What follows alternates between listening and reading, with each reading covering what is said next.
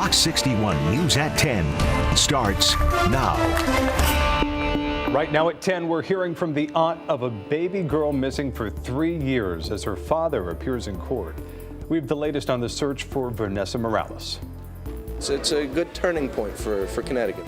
Also, recreational marijuana sales are underway here in Connecticut. How people are feeling about it and what's in store for the future of sales in our state. And as Bed Bath & Beyond is facing the threat of bankruptcy, we'll tell you about the several stores here in Connecticut that are closing. But first on Fox 61 tonight, we're hearing from the aunt of a missing Connecticut baby girl as her father appears in court. Good evening, I'm Ben Goldman. And I'm Jen Bernstein. Thanks for joining us. It's been a little over 3 years since 1-year-old Vanessa Morales vanished. Her mother, Christine Holloway, was killed in their Ansonia home in December of 2019. Vanessa's father, Jose Morales, is accused of killing Holloway. He appeared in court today. Vanessa and Christine's family members were also there. Fox 61's DeAndrea Turner joins us live in Ansonia with what Vanessa's aunt had to say. DeAndrea. Well, you guys, while not much happened in court today, the mission for this family is still the same. They want Vanessa Morales to come home. And this is a case that has shaken up this town and has broken the hearts of this family. Vanessa. She was an angel. She still is an angel. It's been 3 years since Jody Jacobellis has been able to hold her niece, Vanessa Morales. Her family has missed 3 birthdays, 3 Easters, and even more Christmases. We still have Vanessa's first Christmas present. We can't let go of it. And I know she'll be too old before she comes back to play with it, but that's the last thing we have of her. Holding on to what's left after Vanessa vanished on December 2nd, 2019. Her mom, Christine Holloway, was found murdered in their Ansonia home, but 1-year-old Vanessa was nowhere to be found. To hear my husband tell me they're taping up the house, I knew something was wrong. But I never thought anything like this. Her father, Jose Morales, was charged with Christine's murder and named a suspect in Vanessa's disappearance. And while the wheel of justice is slowly turning for Christine, their family is hopeful that same justice will prevail for Vanessa. I know she's still out there. With who, I don't know.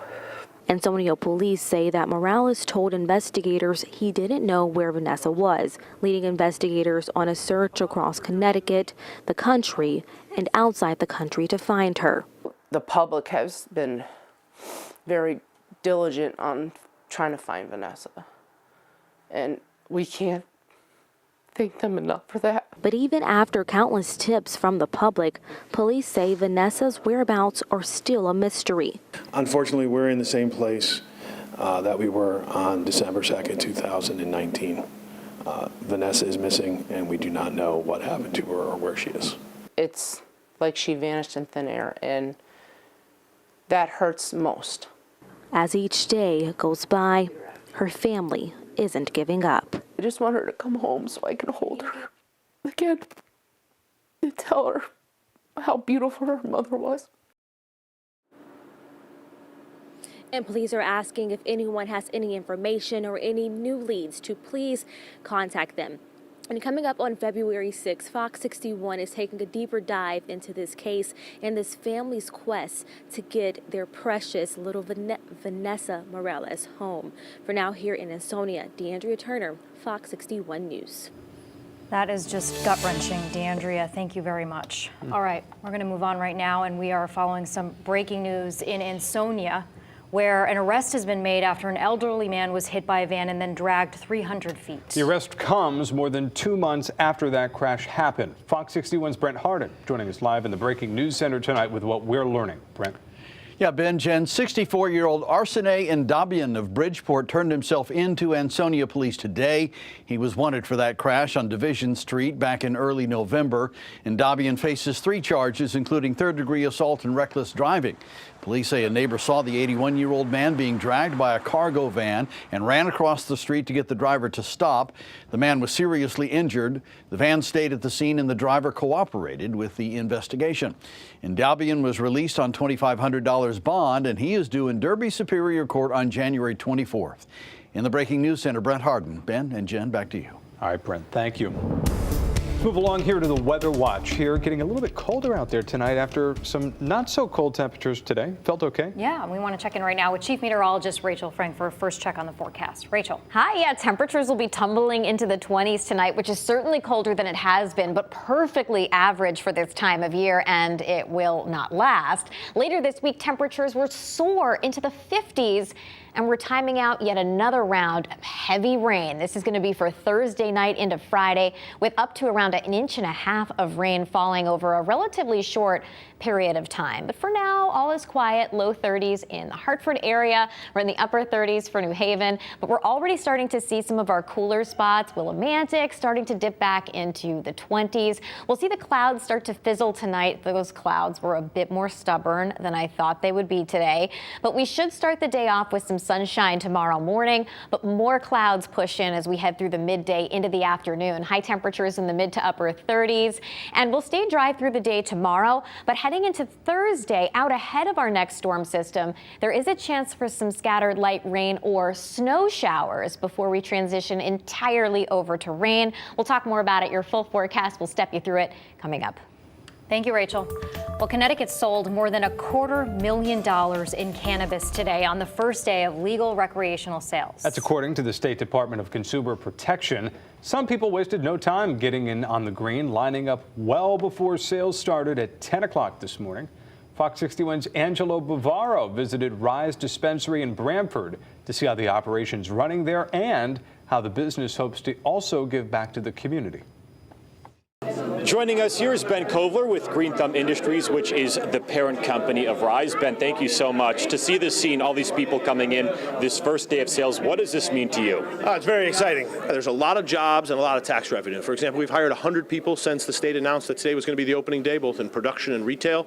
So there's a lot of jobs, there's a lot of tax revenue to come, and there's a lot of positivity to be created from this product. And the customer experience, that starts at these kiosks as people walk in. Walk us through this process. Sure, you can talk to a guest consultant, figure out what you want to buy. If you're going to buy flour, say, come into the flour menu.